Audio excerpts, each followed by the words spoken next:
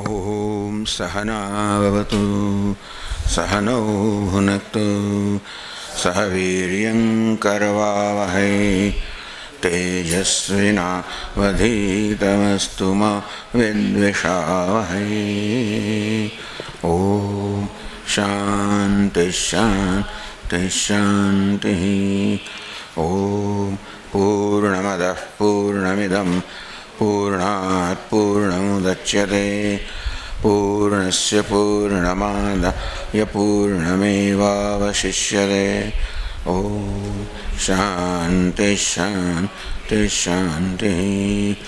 श्रुतिस्मृतिपुराणानाम् आलयं करुणालयं नमामि भगवत्पादं शंकरं लोकशंकरं शंकरं शंकराचार्यं केशवं बादरायणं सूत्रभाष्यकृतौ वन्दे भगवन्तौ पुनः पुनः। ईश्वरो गुरुरात्मेति मूर्तिभेदविभागिने व्योमवद्व्याप्तदेहाय दक्षिणामूर्तये नमः। ओम पार्थाय प्रतिबोधितां भगवता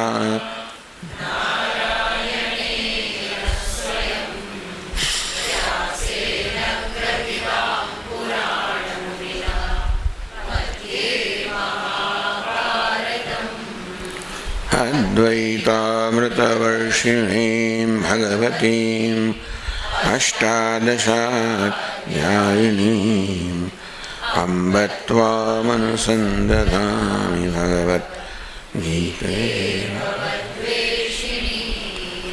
यं ब्रह्मा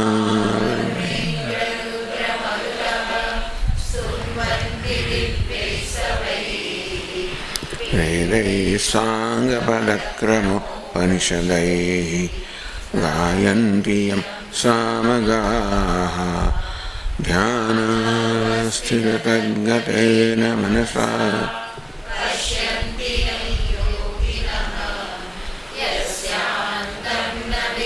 सुरासुरगणाः देवाय तस्मै नमः।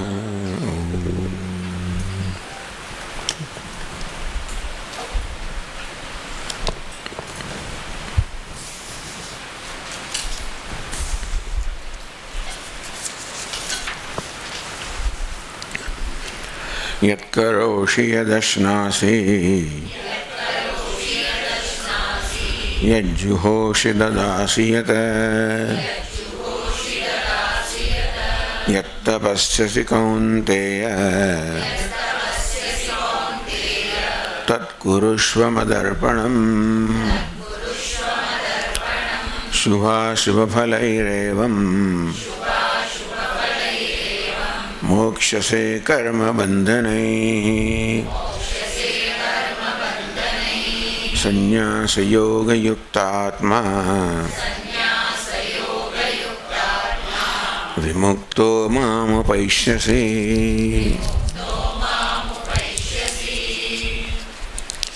यत्करोषि यदश्नासि यज्जुहोषि यद्ददासि यत्तपस्यसि हे कौन्तेय तत् कुरुष्व मदर्पणम। तद मदर्पणम कुरु। जे कहीं करे यज्ञ दान तपस्या आहार विहार બધું મને અર્પણ કર એ પ્રકારે કર। एवं आ प्रकारे करवाથી શુભાશુભફલૈ કર્મબંધનૈ મોક્ષસે। શુભ અને શુભ ફળ આપનારા એ કર્મના બંધન છે અને તું મુક્ત થશે। કારણ આમ કરવાથી તું કર્મફળ સાધનો સંબંધમાંથી મુક્ત થઈ જશે। જે કંઈ કરીએ ભગવાને જ અર્પણ કરીએ, ભગવાન માટે જ કરીએ તો પછી કર્તૃત્વને કારણે આપણને દોષ લાગતો નથી।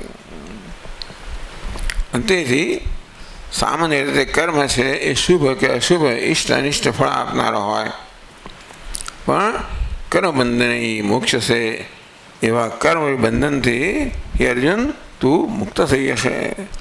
આ પ્રકારની ઈશ્વરને અર્પણ કરવાની ભાવનાથી બાકી બધું એમને એમ જ રહે. કર્મ પણ એમના એમ જ રહે, બધા સંજોગો એમના એમ રહે. પણ પરિવર્તન આંતરિક પરિવર્તન છે, જ્યાં સામાન્ય રીતે મારા અહંકારનું બધું સમર્પિત કરતો હોઉં છું, અહીં ઈશ્વરને સમર્પિત કરું છું. અહંકારને સમર્પિત કરવાથી કર્મબંધન રૂપ નીવડે છે. ઈશ્વરને સમર્પિત કરવાથી એ કર્મ હવે આપણા બંધન રૂપ નીવડતા નથી. સંન્યાસ યોગ યુક્ત આત્મા, આ પ્રકારે સંન્યાસથી યુક્ત થયેલો યોગયુક્ત આત્મા, સંન્યાસરૂપી યોગથી યુક્ત જોડાયેલો તારો આત્મા અંતઃકરણ છે, એવો બનતું વિમુક્ત વિશેષેણ મુક્ત. એટલે ભાષ્યકાર કહે છે કે જીવન્નેવ કર્મબંધનૈ મુક્ત, વિશેષતયા મુક્ત. જીવંત છે ત્યારે જ કર્મના બંધનથી મુક્ત થઈને પતિતે ચ અસ્મિન શરીરે, આ શરીરનું પતન થશે ત્યારે મામ ઉપૈષ્યસી, તું મને જ પ્રાપ્ત કરશે. મામ આગમિષ્યસી, તું મને મારી પાસે જ આવશે. આ તો પેલો તરંગ જાણે કે જળને પ્રાપ્ત કરીને જેવું થયું. તરંગ જ્યાં સુધી ન જાણે ત્યાં સુધી પોતાને જળથી કે સમુદ્ર ભિન્ન માનતો હોય. સમુદ્ર ઈશ્વર છે, તરંગ જાણે જીવ છે. કોઈ વાસ્તવિક ભેદ નથી, બંને સ્વરૂપ તો જળ જ છે. પણ ન જાણવાને કારણે તરંગ પોતાને અનેકમાંનો એક માનતો હોય, અલ્પ માનતું હોય, સમુદ્રને વિશાળ માનતું હોય. જે અમુક રીતે છે, નામરૂપને સત્ય માનવાથી એવું બને કે નામરૂપની દૃષ્ટિએ તરંગ અત્યંત અલ્પ છે અને સમુદ્ર વિશાળ છે, પરંતુ જળની દૃષ્ટિએ બંને એક જ છે. આ રીતે જ્ઞાનથી જ્યારે પોતાના વિષયની દૃષ્ટિ બદલાઈ જાય, પતિતે ચ અસ્મિન શરીરે, આ શરીરનું પતન થશે ત્યારે હે અર્જુન, તું મને જ પ્રાપ્ત કરશે.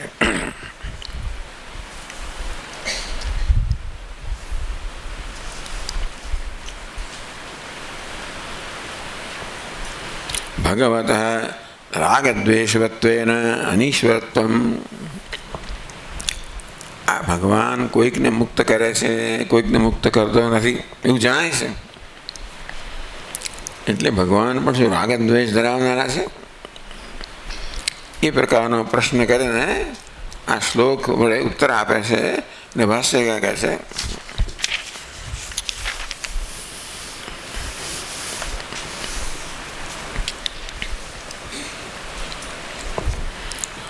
રાગદ્વેષવાન તર્હિ ભગવાન યતઃ ભક્તાન અનુગૃહ્ણાતિ ન ઇતરાન ઇતિ તન્ન સમૂહમ ઇતિ. તો ભગવાન પણ રાગદ્વેષવાળા બન્યા, કારણ કે ભગવાન ભક્તાન અનુગૃહ્ણાતિ. આગળ કહ્યું તે પ્રકારે આ પ્રકારે તારા સર્વ કર્મ મને સમર્પિત કરવા દ્વારા તું જે મારો ભક્ત છે એ મને પ્રાપ્ત કરશે, મોક્ષ પ્રાપ્ત કરશે. એનો અર્થ એ તો કેટલાક માત્ર છૂટેલા લોકો જ મુક્ત થાય એવું છે ને. ભગવાન કોઈકને મુક્ત કરે છે અને બધા બીજાને બધા બંધનમાં રાખે છે. તો રાગદ્વેષવાન તહિ ભગવાન, એવું જોઈએ તો ભગવાન રાગદ્વેષવાન અર્થાત રાગદ્વેષ ધરાવનારા બન્યા. કેમ? યત ભક્તાન અનુગૃહ્ણાતિ, કારણ કે ભગવાન પણ ભક્તો પર અનુગ્રહ કરે છે, એમને મુક્ત કરે છે. ન ઇતરાન, એ ભક્તો નથી એને મુક્ત નથી કરતો.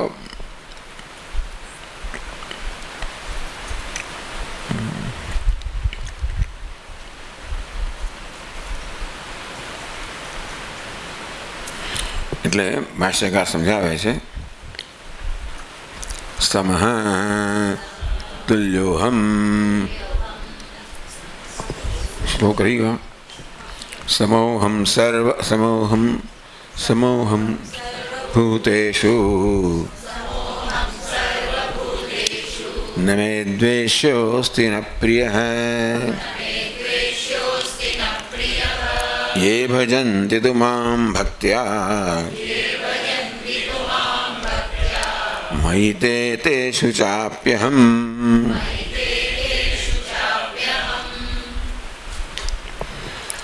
अहं सर्वभूतेषु समः બધા જ ભૂતો બધા જ જીવો પ્રત્યે હું સમાન છું. એટલે કે નમે દ્વેષ્યો ન પ્રિય, કોઈનું દ્વેષ કરતો નથી, કોઈનો પક્ષપાત કરતો નથી. એ રીતે હું બધા પ્રત્યે સમાન છું. તો પણ અપવાદ તો બતાવે બીજી પંક્તિમાં, એ ભજનથી તું પરંતુ એ મામ ભજનથી, જેઓ મારું ભજન કરે છે, ભક્ત્યા ભજનથી, જેઓ ભક્તિપૂર્વક મારું ભજન કરે છે, મહી તેઓ મારામાં છે,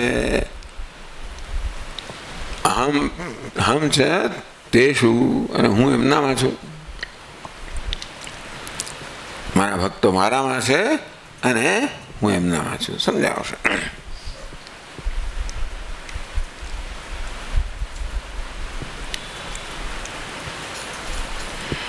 સમઃ તુલ્યોહમ સર્વભૂતેષુ ન મે દ્વેષ્યોસ્તિ ન પ્રિયઃ અગ્નિવત અહમ. મને કોઈ પ્રત્યે દ્વેષ પણ નથી, કોઈ પ્રત્યે પક્ષપાત પણ નથી. બધા મારી દૃષ્ટિમાં સમાન છે. તો ઉત્તર આપે છે કે બધા સમાન હોવા છતાં પણ બધાને જણાય કે જુદા જુદા પ્રકારનો અનુગ્રહ થતો હોય એવું કેમ જણાય છે? કેટલાક જાણે કે આપના અનુગ્રહને પ્રાપ્ત કરે છે, કેટલાક એનાથી વંચિત રહી જાય, કોઈને વધારે અનુગ્રહ મળતો એમ જણાય છે, કેટલાક વધારે નસીબદાર છે. એટલે ભાષા કહે છે અગ્નિવત અહમ, હું તો અગ્નિ સમાન છું. એટલે શું કહે છે? દૂરસ્થાનાં યથા અગ્નિ શીતમ ન પનયતિ સમીપમ ઉપસર્પતામ अपनयति तथा अहम भक्तान अनुगृह्णामि न इतरान।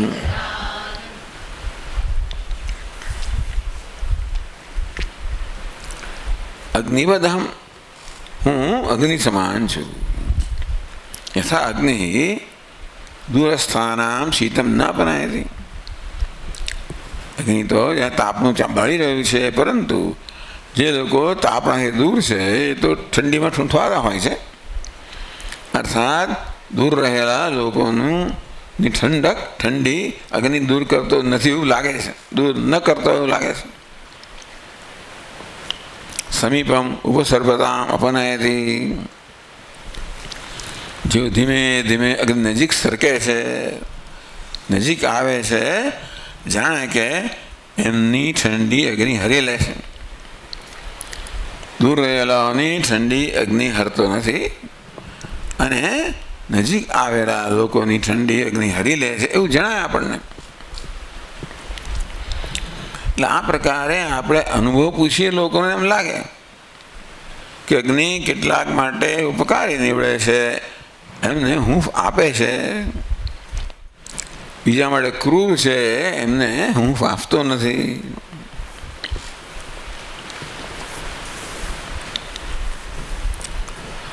તો અગ્નિ તો બધાને સમાન રીતે હૂંફ આપે છે, પેલું ખરું. દૂર રહેલા હોય એમને એ હૂંફનો બહુ અનુભવ ન થાય, જે નજીક હોય એમને અગ્નિની ઉષ્ણતાનો અનુભવ થાય. તે રીતે ભગવાન કહે છે કે તથા અહમ ભક્તાન અનુગૃહણામિ ન ઇતરાન. તે રીતે જે મારા ભક્તો છે એમના પર હું અનુગ્રહ કરું છું, બીજા પર. એટલે મારા ભક્તો છે એમના પર અનુગ્રહ કરતો હોય એવું લાગે છે. જેમ અગ્નિ પોતાની સમીપમાં રહેલાને જાણે ઉષ્ણતા પ્રદાન કરે છે, દૂર રહેલા નહીં. અગ્નિનું કોઈ કર્તવ્ય નથી. અગ્નિ માત્ર છે ઉષ્ણતા ફેલાવે છે, પણ જે દૂર છે એમને ઉષ્ણતા પ્રાપ્ત થતી નથી. તેમ ભગવાનનો અનુગ્રહ પણ બધા માટે સમાન છે, પણ જે ભગવાનની નજીક છે એમને એમના અનુગ્રહનો અનુભવ થાય છે. જે ભગવાનથી દૂર છે એમને અનુગ્રહનો અનુભવ થતો નથી એવું લાગે છે. નજીક શું દૂર શું? એટલે કે એ ભગવાનનો ભક્ત છે એ ભગવાન નજીક છે એમ કહેવાય. આમ તો ભગવાનના માટે બધા સમાન છે કે અગ્નિ માટે બધા સમાન છે? અગ્નિ કે પોતે એવો પક્ષપાત કરતો નથી કે દૂર છે એટલે મારે એને હું ગરમી નહીં આપું. પણ અગ્નિની ગરમી એ પ્રકારની જ છે કે ફેલાય ધીમે ધીમે. જેમ અંતર વધતું જાય તેમ તેમ એની ઉષ્ણતા ઘટતી જાય. તેમ ભગવાન પણ જે મારી નજીક છે ભક્તિની દ્રષ્ટિએ, આમ બધા અગ્નિ માટે બધા સરખા છે, ભગવાન માટે સરખા જ છે. અને તોય પણ અગ્નિની નજીક કહેવાય દૂર કહેવાય તેવી રીતે ભગવાનના ભક્તો છે ભગવાનની નજીક કહેવાય. ભક્તો નથી એ જાણે કે ભગવાનથી દૂર કહેવાય. આમ વરસાદ તો વરસતો હોય, પણ જે છત્રી લઈને ચાલતો હોય એને વરસાદનો અનુભવ ન થાય. તેમ અહંકાર બી છત્રી લઈને ચાલતો હોય અને ઈશ્વરનો અનુભવ ન થાય. જેમ વરસાદ બધા માટે સમાન છે તેમ ઈશ્વરનો અનુગ્રહ પણ બધા માટે સમાન છે. આપણે અહંકારની છત્રી ઓઢેલી હોય તો આપણને અનુગ્રહ અનુભવ થતો નથી. એવું નથી કે ભગવાન અનુગ્રહ કરવા માગતો નથી. બધા તત્વો સૂર્ય પણ બધાને સમાન રીતે ઉષ્ણતા પ્રકાશ પ્રદાન કરતો હોય, પણ જેણે પોતાની બારી બંધ રાખી હોય એને એ પ્રકાશનો અનુભવ ન થાય. જેને પોતાની બારીઓ ખુલ્લી રાખી હોય એના ઘર પ્રકાશમય હોય એમાં સૂર્યને કોઈ દોષ આપવાની જરૂર નથી. પણ બારી ખુલ્લી રાખવી બંધ કરવી એ માણસના પોતાના પર આધારિત છે.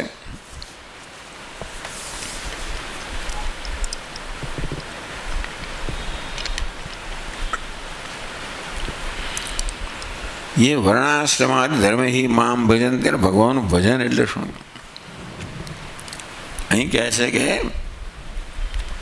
વિશેષ કંઈ ન કરીએ તો પણ જે પોતાના વર્ણાશ્રમ ધર્મનું પાલન કરે છે એ વર્ણાશ્રમ ધર્મના પાલનથી જાણે કે એ ભગવાનનું ભજન કરે છે. વર્ણ બ્રાહ્મણ ક્ષત્રિય વગેરે, આશ્રમ બ્રહ્મચર્ય ગૃહસ્થ વગેરે, તો એમાં જે વિધાન કરવામાં આવ્યું છે એ પ્રકારે જીવન જીવવા માટે આપણે શિસ્તનું પાલન કરવું પડે. આપણા પ્રલોભનોને કાબૂમાં રાખવા પડે. બ્રહ્મચારી આ જ થાય આ ન થાય, ગૃહસ્થ આ થાય આ ન થાય. આમ દરેક વર્ણ, બ્રાહ્મણ ક્ષત્રિય વૈશ્ય, દરેક આશ્રમ બ્રહ્મચર્ય વગેરે એના આ પ્રકારના નીતિ નિયમો હોય છે. હવે એને માટે આપણે શિસ્ત જાળવવું પડે કે આંતરિક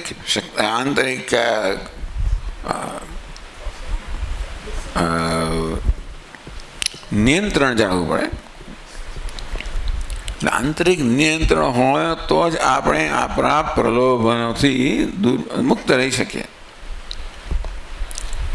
પ્રલોભનો તો હોય જ છે, આપણે ખેંચતા જ હોય છે, પણ આપણો એવી મૂલ્ય હોય કે ભાઈ હું તો બ્રહ્મચારી છું, મારી આશ થાય ના ન થાય, હું ગૃહસ્થ છું, વાનપ્રસ્થ છું. એ દરેક વર્ણ અને આશ્રમના નિયમો હોય જે દરેક આશ્રમ મોભાને સાજે એવા હોય. આ બધા નિયમો માત્ર આપણું નિયંત્રણ કરવા માટે નથી, પણ આપણા જીવનમાં કંઈક ઉત્કૃષ્ટ વસ્તુ છે. અને તેથી આપણે આપણી લાલચો કે પ્રલોભનની વશ થઈને આપણે એવા ધ્યેયનો ભોગ આપી દઈએ. આવી રીતે કોઈ નિકૃષ્ટ ઉતરતી વસ્તુથી આપણે લલચાય ને, ઉત્કૃષ્ટ ઉતરતી વસ્તુનો ભોગ આપીએ એવું બને. એટલે માણસો વિવેક ન હોય, અથવા તો જ્યારે એ પોતાના આવેગોનું નિયંત્રણ ન કરી શકતા હોય. આમ દરેકમાં આવેગો હોય, રાગ દ્વેષના આવેગો હોય, જે મોટે ભાગે આપણને આપણા ધર્મથી વિરુદ્ધ વર્તન કરવાની પ્રેરણા આપે. આપણા ધર્મ કહો, કર્તવ્ય કહો, એને અનુસરવું હોય તો આ બધા આંતરિક આવેગો છે, રાગ દ્વેષો છે, એમને આપણે નિયંત્રણમાં રાખવા જ પડે. એવું બને કે તમે છેવટે એવી સ્થિતિ પ્રાપ્ત કરો કે તમે આવેગથી મુક્ત થઈ ગયા છો, પણ ત્યાં સુધી એટલે આપણે સતર્ક રહેવું જોઈએ અને જોડે જોડે આપણા આવેગોથી પરિચિત થઈને એમને નિયંત્રણમાં રાખવા પડે. એટલે આત્મસંયમ, આ શિસ્ત કે આત્મસંયમ આવશ્યક છે. કારણ કે નહીંતર મનુષ્યની બધી શક્તિઓનો વ્યય થઈ જાય. વાસના પ્રેરિત જીવન છે कि शास्त्र प्रेरित, भाई पूछ रही अब क्या चाहते हैं, शास्त्र प्रेरित जीवन या वासना प्रेरित जीवन? घણા બધા લોકો જેમને કોઈ વિવેક નથી, બિચારાઓ વાસના પ્રેરિત જીવન જીવે, એ પ્રકારે પોતાના જીવન બરબાદ કરી નાખે. કારણ કે એમાં આંતરિક શક્તિઓનો ક્ષય થતો હોય છે. જેને આપણે શિસ્તનું જીવન જીવીએ, આત્મસંયમનું જીવન જીવીએ, ત્યારે આપણી શક્તિઓનો સંચય થતો હોય છે. આમ દરેક ક્ષણે આપણે સાવધાન હોઈએ. આમ તો ધર્મ એટલે મારા મોભાને સાજે એવું વર્તન કરવું, બોલવું, ચાલવું, ખાવું, પીવું, જે કરવું તે. હું પિતા છું, મારો એક મોભો છે. હું માતા છું, મારો મોભો છે. પુત્ર છું, પુત્રી છું, પતિ છું, પત્ની છું, જે કંઈ છું. એ રીતે આપણે ત્યાં બધી જગ્યાએ હોય જ છે, પણ આપણે ત્યાં આપણને આ વિષયમાં સતર્ક કરવામાં આવે અને આને આધાર બનાવીને આપણા જીવનના મૂલ્યો નિયંત્રણ આપવામાં આવે. જે ગૃહસ્થ છે એની આટલો વિસ્તાર છે, આટલી મર્યાદા છે, વાનપ્રસ્થના આટલી, બ્રહ્મચાર્યના આટલી. એટલે આ પ્રકારની મર્યાદામાં રહેનારા જે છે પોતાની આંતરિક શક્તિઓનો સંચય કરે છે અને એ રીતે પોતાના પર જ ઉપકાર કરે છે.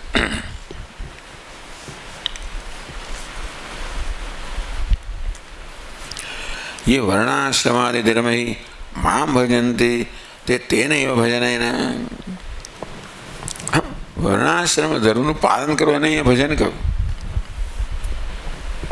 કારણ કે સતત આપણે આત્મસંયમ રાખવો પડે, આપણા મૂલ્યોને પણ આપણે ધ્યાનમાં રાખવા પડે.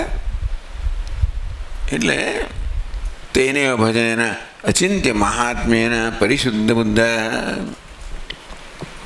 હું કહેવામાં આવ્યું. આ પ્રકારનું ભજન કેવું ભજન છે? આપણા ધર્મનું, એટલે વર્ણાશ્રમ આદિ જાત જાતના ધર્મો હોય, વર્ણાશ્રમ ધર્મ હોય, સામા સમાજનો ધર્મ હોય વગેરે. એટલે સાથે સાથે આપણે કયા સમાજમાં છીએ આ બધી વસ્તુઓનો ધર્મ હોય. એ બધું ધર્મનું પાલન કરવા માટે આપણે ઘણું શિસ્તમાં રહેવું પડે, આત્મનિયંત્રણ કરવું પડે.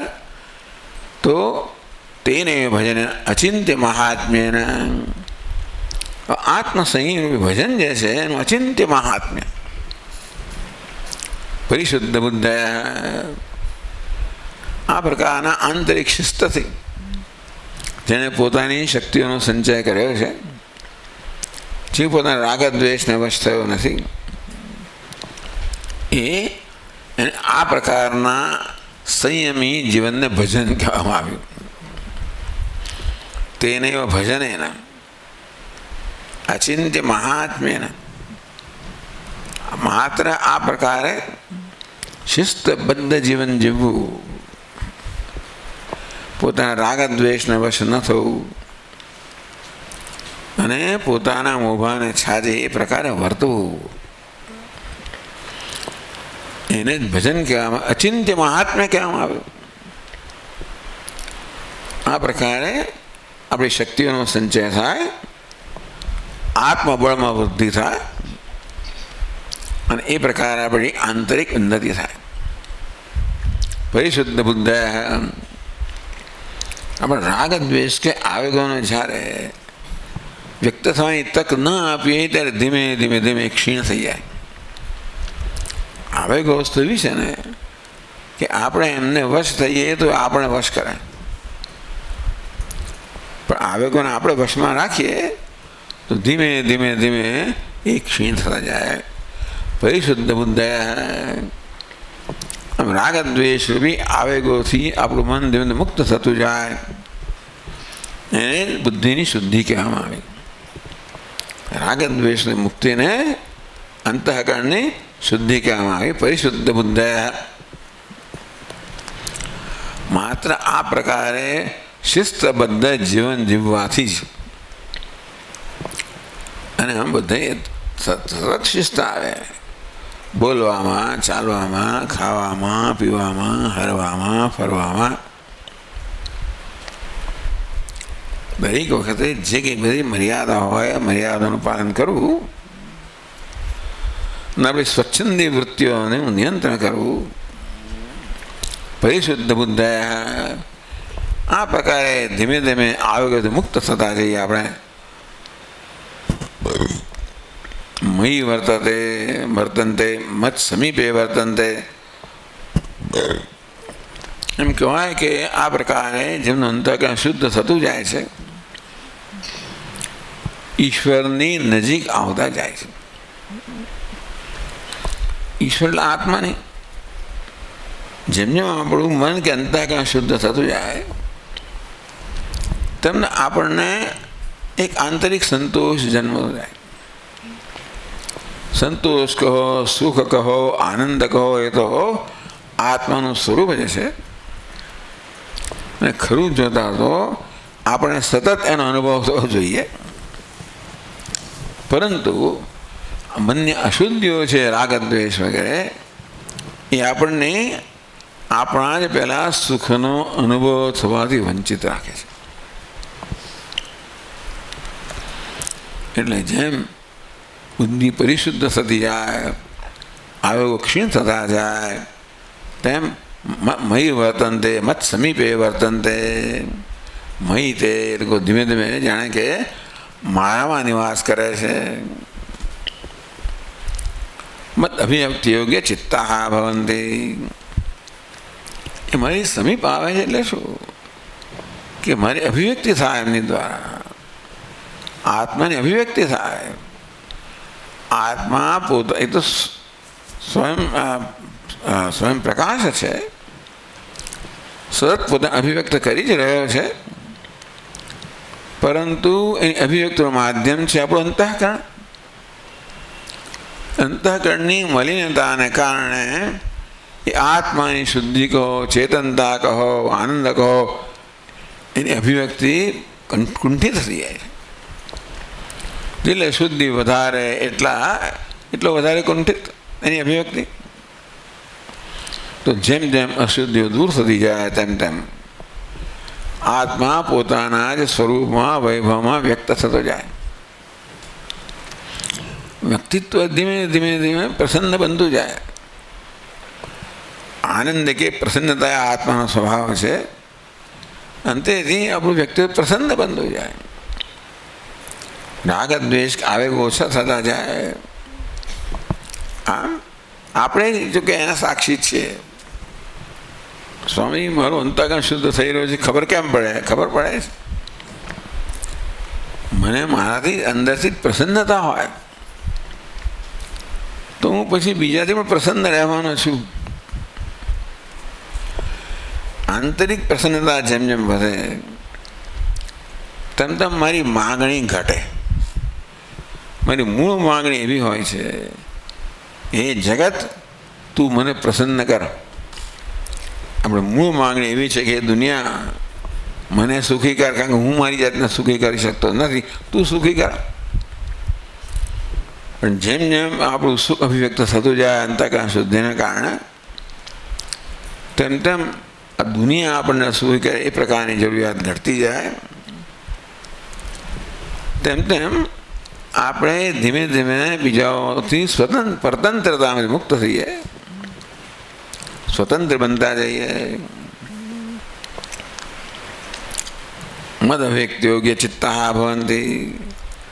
તેમ આત્મા વધારે અભિવ્યક્ત થતો જાય. આત્મા તો વ્યક્ત થઈ જ રહ્યો છે, પરંતુ અશુદ્ધિને કારણે એનો અનુભવ થતો નથી. જેમ જેમ આ અશુદ્ધિ દૂર થાય તેમ તેમ આત્માનો ધીમે ધીમે અનુભવ થતો જાય.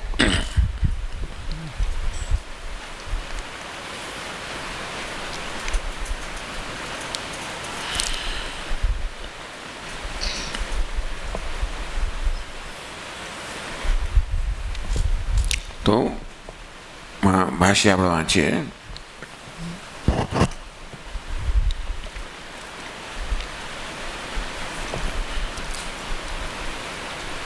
તથા અહમ ભક્તાન અનુગૃહ્ણામિ ન ઇતરાન.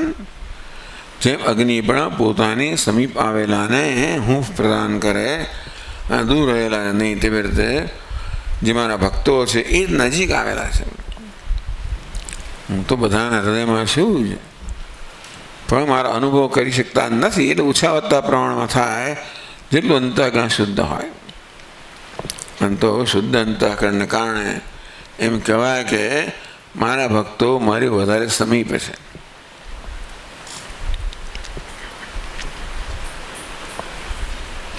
તેષામ અહમપી સ્વભાવતઃ વર્તમાન તદ અનુગ્રહ પરો ભવામી. અને હું તો સ્વભાવથી જ જે છું તે છું, આત્મા જ છું, આનંદ સ્વરૂપ છું. પણ જીવ અને મારી વચ્ચે જેમ જેમ અંતર ઓછું થતું જાય, રાગ દ્વેષ વગેરે આવેગોને કારણે જે અંતર ઉત્પન્ન થયું છે, જેમ જેમ ઓછું થતું જાય તેમને એમને એમ લાગે કે મને ભગવાનનો અનુગ્રહ થઈ રહ્યો છે.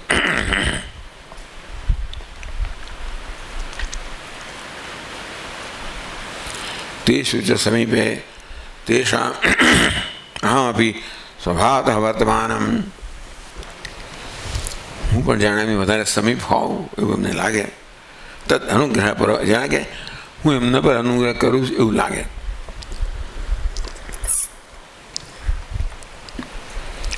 મેં કહ્યું ને કે વરસાદમાં જે પોતાની છત્રી ખોલી નાખે એને વરસાદનો અનુભવ થતો હોય એમ લાગે છે. એ છત્રી ખુલ્લી રાખે એને અનુભવ ન થાય. અહંકાર બી છત્રી છે, રાગદ્વેષ બી છત્રીના કારણે ઈશ્વરનો અનુગ્રહ તો સતત બધા પર સમાન રીતે વર્ષતો હોય છે. મારા ભક્તો એટલે જેમણે હવે પોતાના રાગદ્વેષ દૂર કર્યા છે. આમ જેમ જેમ દૂર થતા જાય એટલે આપણે તરત ખબર પડતી જાય. જેટલા પ્રમાણમાં રાગદ્વેષ દૂર થાય એટલા પ્રમાણમાં ઈશ્વરનો અનુભવ થતો જાય, આંતરિક પ્રસન્નતા પ્રાપ્ત થતી જાય.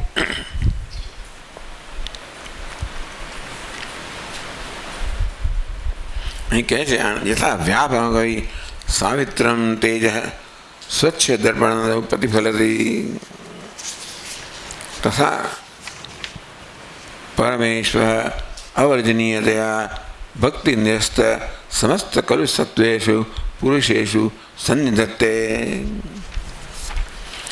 જેવી રીતે આ સૂર્યનું તેજ છે એ તો બધી સપાટી પર એક સરખું જ છે ને. પણ સ્વચ્છ દર્પણ, સ્વચ્છ દર્પણમાં અરીસામાં જેવી રીતે પ્રતિબિંબિત થાય છે તેવી રીતે આ દિવાલ પર પણ તેજ પડે પણ એ પ્રતિબિંબિત ન થાય. આપણું મુખ પણ અરીસામાં પ્રતિબિંબિત થાય, અન્ય સપાટી પર નહીં. આપણા મુખથી કિરણો બધી સપાટી પર જતા હોય છે. અરીસો છે એ સ્વચ્છ હોવાને કારણે આપણા એ કિરણોને પરાવર્તિત કરતા હોય છે, જેથી આપણે આપણું પ્રતિબિંબ દેખાય. તથા પરમેશ્વર અવર્જનીયતયા ભક્તિ નિરસ્ત સમસ્ત કલુષ સત્વેશુ. આમ ભગવાનની ભક્તિથી, ભજનથી, સેવાથી કલુષ કહો, મલિનતા કહો, અશુદ્ધિ કહો, રાગદ્વેષ કહો, એ ધીમે ધીમે દૂર થતા જાય. દૈવીમ પ્રકૃતિમ આશ્રિતામાં ભજનથી ઉક્તત્વા. આ પ્રકૃતિ આપણી ધીમે બદલાતી જાય. તમો ગુણ, રજો ગુણ, દ્વેષ, રાગ વગેરે ઓછા થતા જાય. આ રાગ દ્વેષ છે એ જ રજોગુણ, તમોગુણ છે, જે આપણા સત્વગુણોને રોકતા હોય, એને પ્રગટ થવામાં અવરોધરૂપ હોય.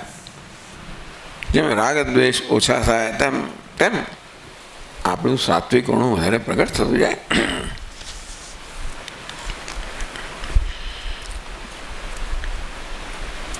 અને એ રીતે એમ કહેવાય કે આ દૈવી પ્રકૃતિ સાત્વિક પ્રકૃતિ. આમ દૈવી પ્રકૃતિના આશ્રિત, આગળ કહ્યું દૈવી પ્રકૃતિમાં આશ્રિતા ભજનથી મામ, એ મારું ભજન કરતા હોય એવું કહેવામાં આવે. એ છે કે આપણી પ્રકૃતિ દૈવી થાય, સાત્વિક બને.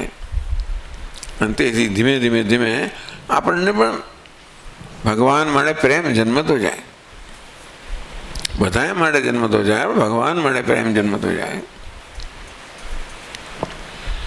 અને આ રીતે આપણે બીજી બધી પ્રવૃત્તિથી મુક્ત થઈને ભગવાનનું ભજન છે આપણી મુખ્ય વસ્તુ બને.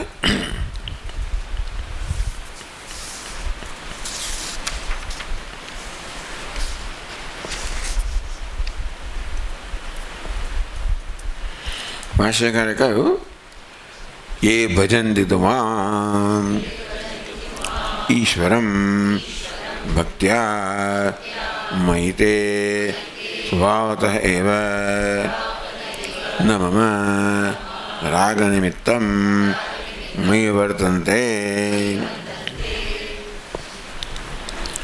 આગળ અગ્નિનું દૃષ્ટાંત આપવામાં આવ્યું કે જે અગ્નિ નજીક સરકે છે એમનું ઉષ્ણતાનો અનુભવ વધારે થાય છે. તેવી રીતે એ ભજન દીધું, જે મારું ભજન કરે છે એટલે કે મારી સમીપ આવે છે. મારું ભજન કરવું એટલે મને ખુશ કરવો, અને તેથી એના અહંકારનો ઓછો ખુશ કરવો. આમ ઈશ્વરમ ભક્ત્યા ભજનથી, મને ઈશ્વરને ભક્તિપૂર્વક મારું ભજનનો અર્થ છે સેવન. અહીં તો માત્ર સરળતાથી કહેવામાં આવ્યું કે આપણા વર્ણાશ્રમમાં ધર્મનું પાલન એને જ ભજન કહેવામાં આવ્યું. ભજનના બે બધા પ્રકાર છે જ. અને તેથી શરીરથી, વાણીથી, મનથી એટલે બધા સ્તરેથી ભજનનો પ્રકાર હોય. દેહના સ્તરે સેવા થતી હોય, વાણીના સ્તરે કીર્તન થતું હોય, મનના સ્તરે ધ્યાન થતું હોય. આ રીતે ભગવાનના ભજનના કે ભગવાનને ધારણ કરવાના ભિન્ન ભિન્ન પ્રકાર છે, આપણા સાધનો છે.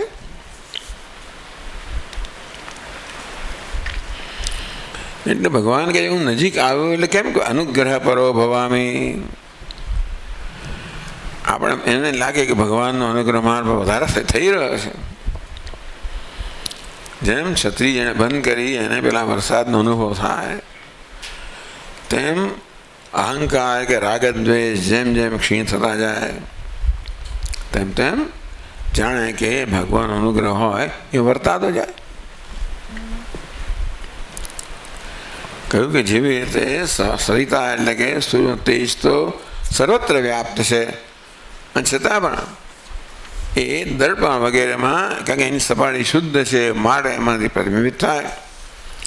તેવી રીતે હું પરમેશ્વર પણ ભક્તિનિરસ્ત સમસ્ત કલુષ સત્વેષુ, જેમ અંતઃકરણ રૂપી દર્પણ સ્વચ્છ થયું છે. એ સ્વચ્છતા એટલે શું? રાગ દ્વેષમાંથી મુક્તિ.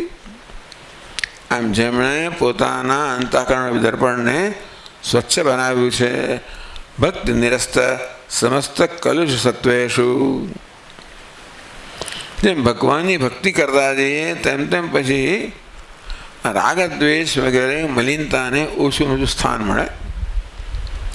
એ હોય છે જે આપણા ભજનમાં અવરોધરૂપ થતા હોય.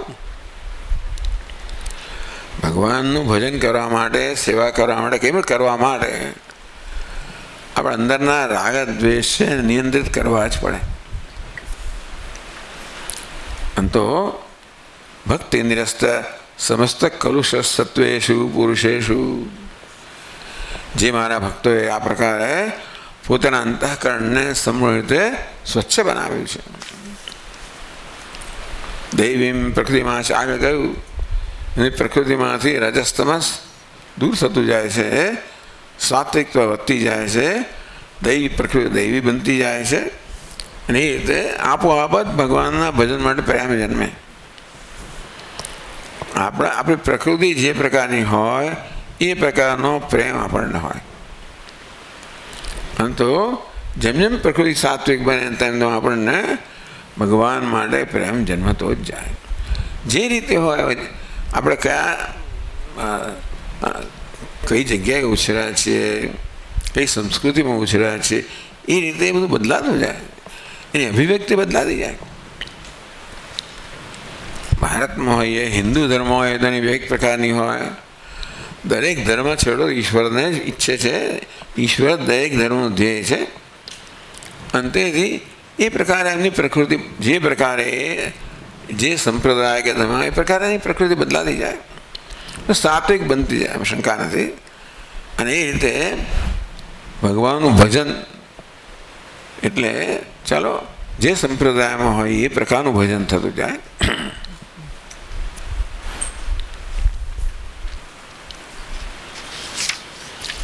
એટલે ભગવાન કહે છે કે એમ લાગે કે મારા ભક્તો પ્રત્યે હું વધારે પ્રેમ દેખાડું છું, નહીં તરેશું નહીં તાવતા તેશું દ્વેષો મમા. કોઈના પ્રત્યે મારો પ્રેમ છે કે અનુગ્રહ છે એ ન વર્તાતો હોય એનું કારણ એ નથી કે મને એમના પ્રત્યે દ્વેષ છે. એ લોકોએ પોતાનું દર્પણ સ્વચ્છ કરવાની જરૂર છે. અને તો હું એનો પ્રતિબિંબિત થાઉં. એ પ્રકારે સરળતાથી કહેવામાં આવે આપણા અંતઃકરણને રૂપી દર્પણને આપણે સતત સ્વચ્છ બનાવતા રહેવું જોઈએ. આપણા રાગ દ્વેષ વગેરે સતત આપણે દૂર કરતા રહેવું જોઈએ. અને આપણા જીવનને ભગવત સેવા વગેરે જે કોઈ રૂપમાં હોય બનાવતા જઈએ. મૂલ્યો છે એ ધીમામાં આવતા જાય. એ રીતે એ ભગવાનની જાણે કે આપણે નજીકના નજીક આવતા જઈએ એમ એવું લાગે.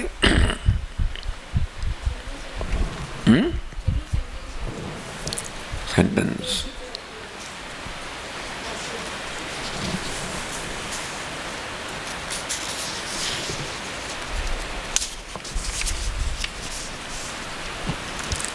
ન એતાવતા તેષુ દ્વેષો મમ. એટલા એને કારણે મને આની પ્રત્યે રાગ છે, પેલા પ્રત્યે દ્વેષ છે એવું નથી. જે લોકોએ પોતાના અંતઃકરણરૂપી દર્પણને સ્વચ્છ કર્યું છે સ્વાભાવિક રીતે મારો અનુગ્રહ છે એ પ્રતિબિંબિત થાય. અને જેનું અંતઃકરણ દર્પણ સ્વચ્છ નથી કે ઓછું સ્વચ્છ છે એમાં અનુગ્રહ ઓછો વર્તાય. એમાં મારો કોઈ રાગ દ્વેષ નથી, હું તો બસ છું કહે છે આગળ ભગવાન. એ હું તો બધા માટે સમાન જ છું. તેથી કોઈને પ્રત્યે રાગ દ્વેષ મારામાં છે નહીં. બહુ સરસ વાક્ય છે, વારંવાર મને તો કરવું કહેવું ગમતું હોય છે. સમોહમ સર્વભૂતેષુ, એટલે પ્રાણીમાં પ્રત્યેક જીવ પ્રત્યે હું તો સમાન જ છું. મારામાં રાગ દ્વેષ નમે દ્વેષ્યો સેન પ્રિય, કોઈ દ્વેષનો વિષય નથી મારા માટે અને કોઈ પ્રેમનો વિષય નથી. એટલે કે કોઈના પ્રત્યે હું પક્ષપાત કરતો નથી. પ્રેમનો વિષય બધા છે, પક્ષપાતનો કોઈ વિષય નથી. છતાં એ મામ ભક્ત્યા ભજંતી, જે લોકો ભક્તિપૂર્વક મારું ભજન કરે છે એમનામાં એવું જણાય કે હું એમનામાં છું અને તેઓ મારામાં છે.